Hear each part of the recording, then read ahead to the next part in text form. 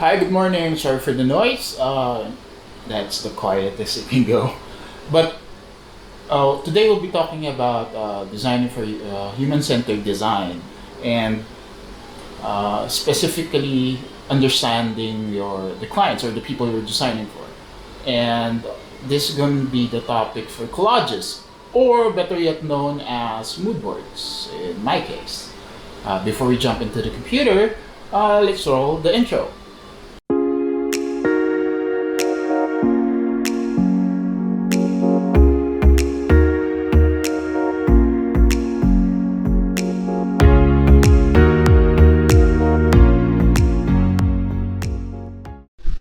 Hello, and welcome back. So we're talking about collages, and this what we're looking at is the guide, the field guide to human-centered design by IDEO. So we're talking about collage again. Collage is technically what you know when you were a kid, right? You were asked to make collages when you were young or in your grade school, high school. It's essentially getting images to represent an idea, colors, fonts, whatever you fancy or whatever you think about when given a word or an idea. It's essentially the same thing. It's very straightforward. It's very easy. And how I do it or how I use it, I basically call it a mood board. And it allows me to have a peek inside of what the client is thinking or what the client envisions things to be. We know that design or art is very subjective. It differs from person to person. And as a person, as a designer, as a person who creates answers or solutions to what the client wants, it's essentially you trying to visualize or make into fruition what the client wants to see or what they have in their head. You cannot do that if you don't basically ask them. Right? You don't get into their head, you don't get to their understanding, you don't get into the way they think or what they see.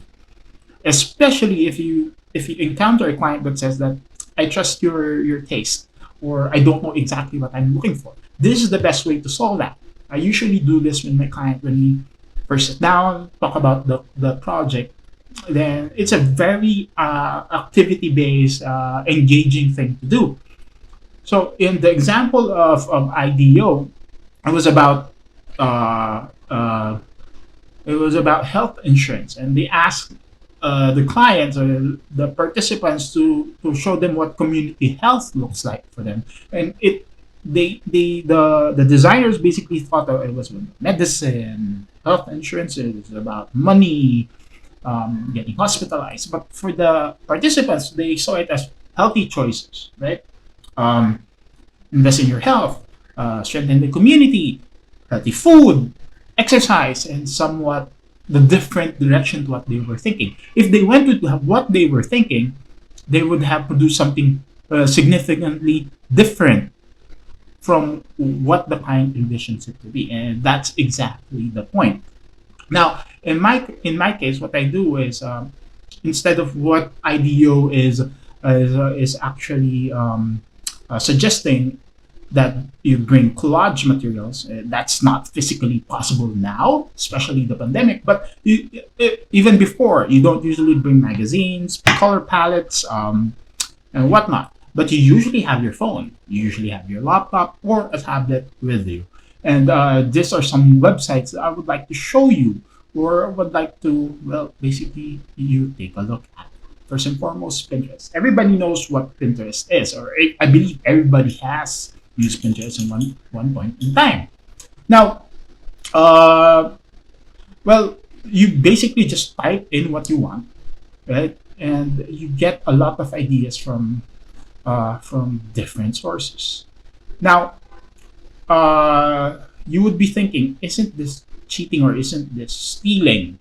No, I would basically say it's stealing or it's cheating if you're gonna get exactly what you see. If you don't modify or if you just don't get the idea of it, right? Um, you're gonna base this as an inspiration, or it's gonna let the client see that. Oh, I like this. Why do I like this? The hows and the whys, right?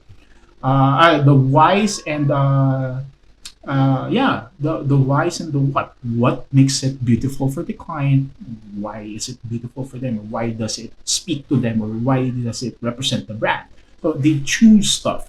Another place to go at or go to is Dribble. If you don't know what Dribble is, it's essentially a repository of designs or a showcase of designs from different artists as well that you can take a look at and get inspiration, not steal, but inspiration. Next is Behance. It's the same thing.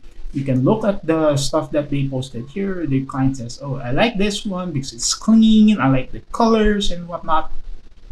And last but not least is Google. Google Images to be exact. You can grab images here. So, and basically copy and then paste it somewhere. So if you're gonna ask me, where did I paste it? Well, you have Paint, you have Photoshop, you can even have a Word document or a PowerPoint presentation to paste it. It basically doesn't really depend on where you're gonna paste it as long as you have a consolidation of what what you have talked about or what the client envisions it to be.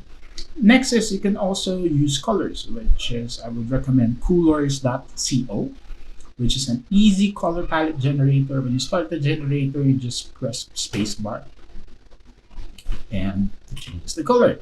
If the client says, "Oh, I want this color, but I don't like the rest," then you just lock it, then do the spacebar again. It's gonna do different colors which match the first color that you actually lock. If you like this and this, then change the other colors. Another way to go about it is you can go to color.adobe.com. It's essentially the same thing. You can choose if it's analogous, monochromatic, triad, complementary. Then you just move around the bar and you get the hex codes. Right? So it's understanding the client.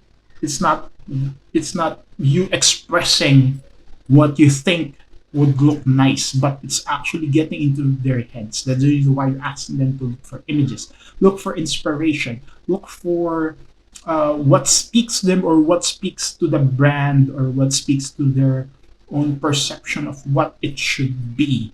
It is you trying to emulate that. It's you trying to make it visible. It's you trying to bring it out. It's not your representation, but their representation. Basically, that's my research and that's my presentation. Thank you very much for listening. You do have a great day. Again, this is Lucky, and I am the One Eyed Artist. Thanks, guys.